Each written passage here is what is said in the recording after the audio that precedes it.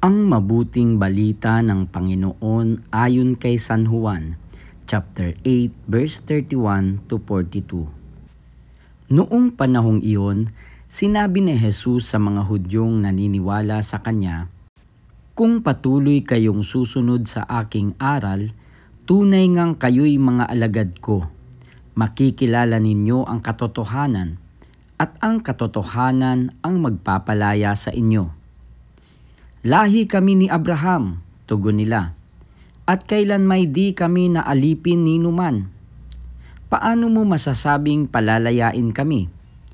Sumagot si Jesus, "Tandaan ninyo, alipin ng kasalanan ang lahat ng nagkakasala. Ang alipin ay hindi kabilang sa sambahayan sa habang panahon, subalit ang anak ay kabilang magpakailanman. Kapag kayo'y pinalaya ng anak, tunay nga kayong malaya.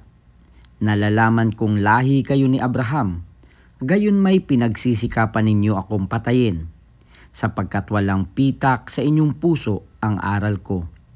Sinasabi ko ang aking nakita sa aking ama.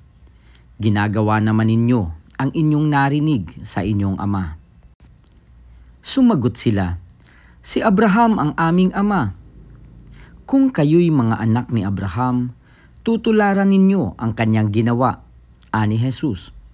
"Ngunit pinagsisikapan ninyo akong patayin, gayong sinasabi ko lamang ang katotohanang narinig ko sa Diyos.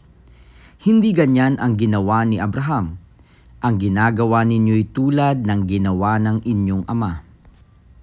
"Hindi kami mga anak sa labas," tugon nila. "Ang Diyos ang aming ama."